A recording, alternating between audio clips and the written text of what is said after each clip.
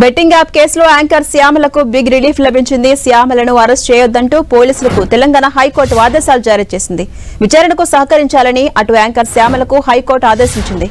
సోమవారం నుంచి పోలీసుల ఎదుట విచారణకు హాజరు కావాలని ఆదేశాల్లో పేర్కొంది హైకోర్టు.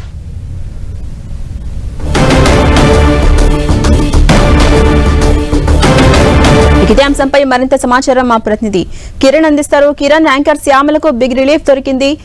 విచారణ సహకరించాలని కూడా అటు శ్యామలకు చెప్తూనే పోలీసులకు అరెస్ట్ చేయొద్దంటూ ఆదేశించింది. ఎలా చూడొచ్చు ఈ తీర్పుని? అప్డేట్స్ ఏంటి?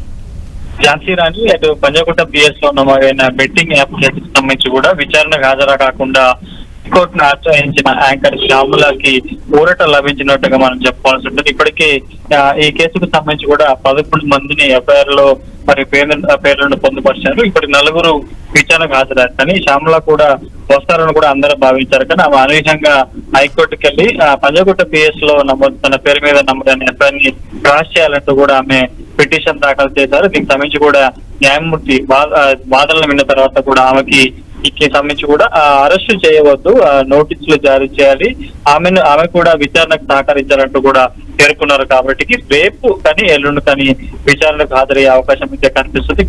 ఈ కేసుకు సంబంధించి ఇప్పటికే కేవలం విచారణకు హాజరై మిగతావంతా అజ్ఞాతంలో ఉన్నారు. దీంతో ప్రస్తుతం తనను అరెస్ట్ చేశారని ఒక అనుమానంతో ఆమె హైకోర్టుకు వెళ్లి దీనికి సంబంధించి కూడా క్రాస్ చేయాలని కోరడం, న్యాయస్థానం కూడా ఆమె చేసిన పిటిషన్ సంబంధించి కూడా ఫైళ్లకు తీసుకొని నోటీసులకు రిప్లై ఇవ్వాలి, పోలీసుల విచారణకు సహకరించాలని చెప్పారు. కాబట్టి ప్రస్తుతం ఆమె ఎప్పుడు విచారణకు హాజరు అవుతారనేది కూడా మనకు సమాచారం అయితే రావాల్సింది. Jhansi Rani. Right, thank you Kiran.